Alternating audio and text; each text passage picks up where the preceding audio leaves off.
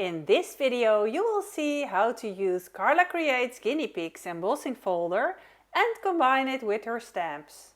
On the way you will learn what not to do and how to solve mistakes. Enjoy watching!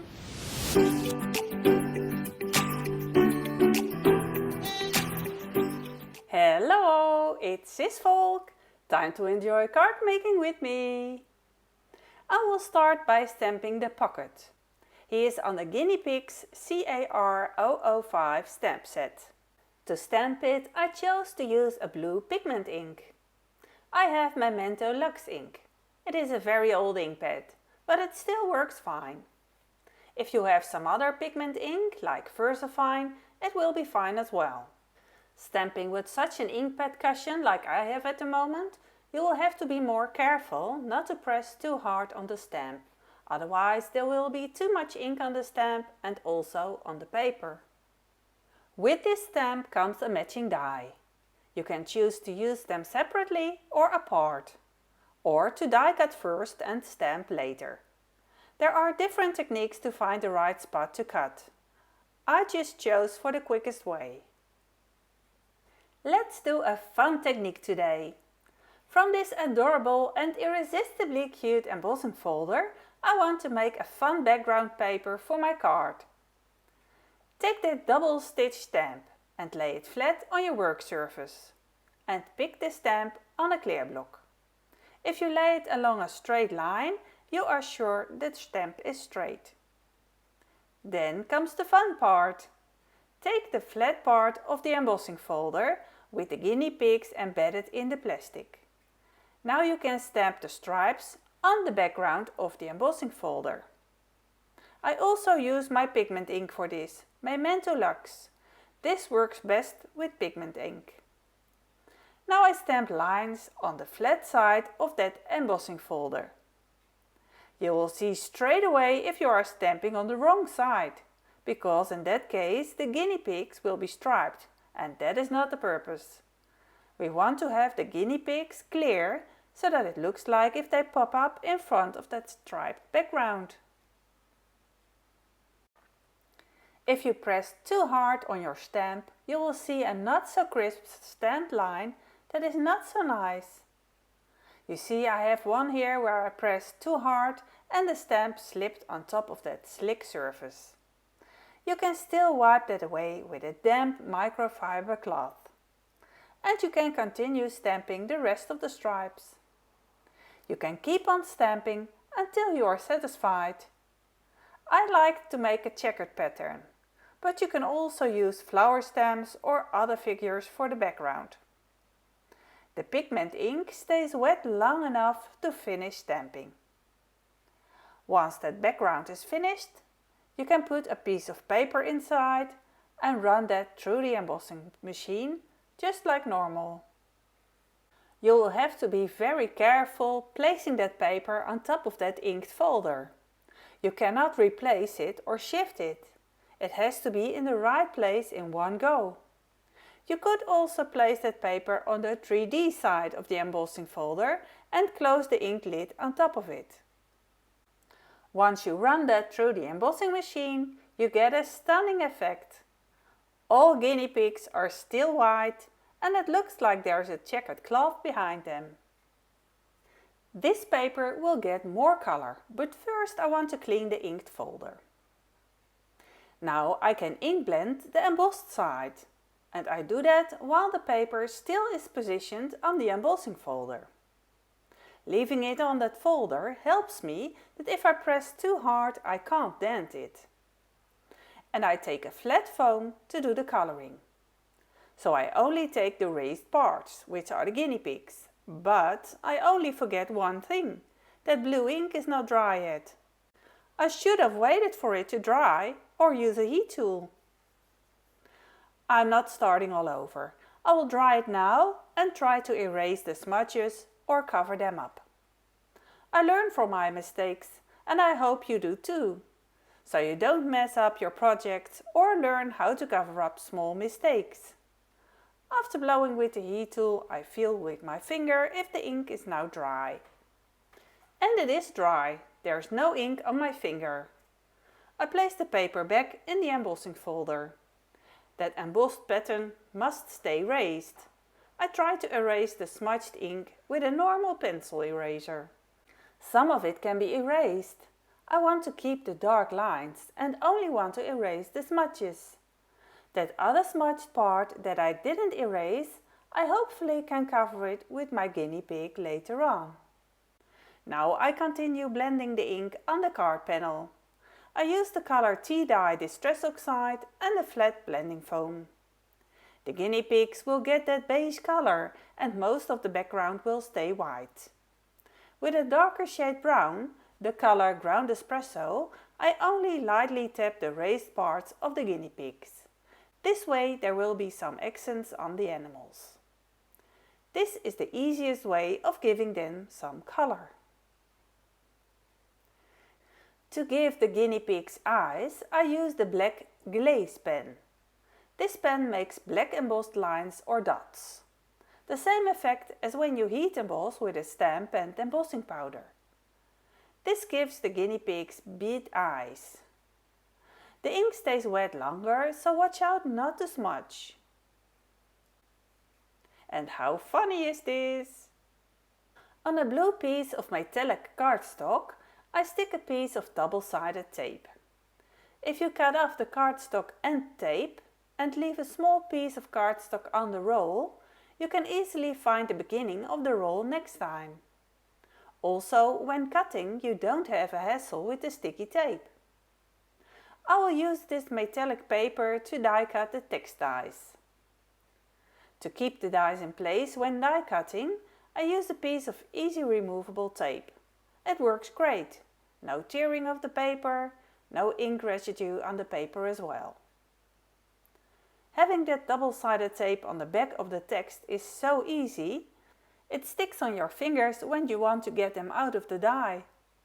Only I advise you to use tweezers to keep them sticky and not to tear them. You can stick the text where you want. And when it is not positioned in the good spot, you can still replace it. As long as you haven't pressed too hard. The word for can be used for something else. To make the guinea pig interactive, I will cut a wobbler out of acetate foil. Therefore, I use the small Action Wobbler. It is in the Action die set from the Guinea Pigs collection. The guinea pig I already stamped and colored. I colored it with the same Distress Oxide colors as I did for the blending of the background. For the cheeks, nose and paws, I used some Candy Dapple Distress ink. And for the final touch, I added white accents with a Posca marker. I have no footage of the coloring.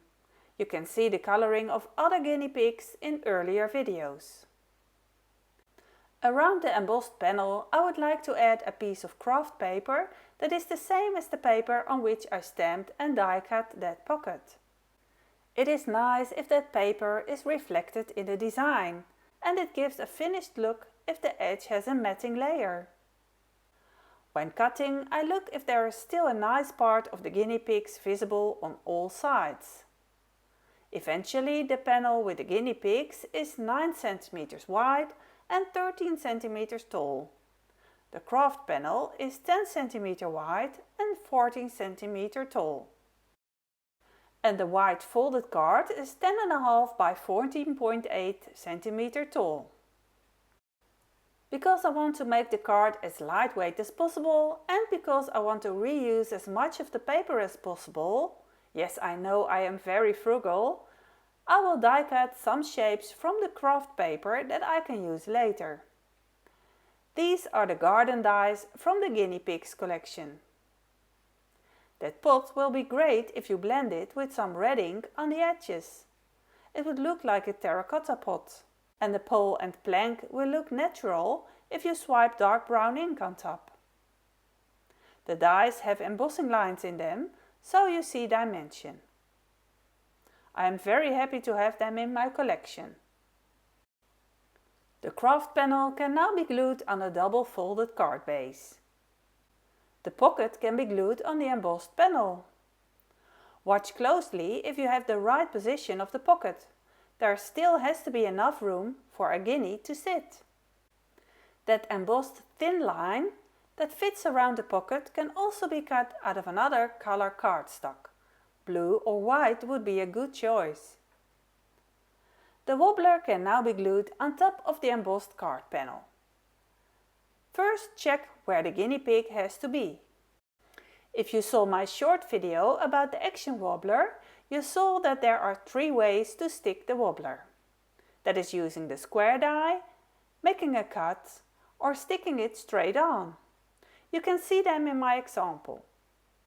For this card, I choose to make a small cut in the embossed card panel. I choose the place where the wobbler needs to go. The place where you have to make a cut depends on the size of the wobbler. If you make a pencil line just next to the wobbler, the cutting position will be good enough, and that cut can be on all sides.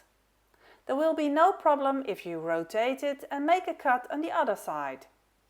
Now we can poke that action wobbler through the cut and rotate it around the corner, so there are at least 3 sides on the back. I cannot use the square die to make a hole for the wobbler, because it would flatten the embossing, but making a small cut is easy enough. This I easily stick on the back with regular tape. The whole card panel can now be glued on top of the craft panel and the card. On top of the wobbler I stick a small foam block, and on top of that we can stick the head of the guinea pig. Place it in a way that the hands are still on top of the edge of the pocket. Now it looks like he is leaning on the edge. On this place you can also stick another guinea pig, like that butt coming out, having the tail hanging over the edge of the pocket. The feet we can also stick raised with foam blocks. Keep in mind the size of the guinea pig for the location of the feet.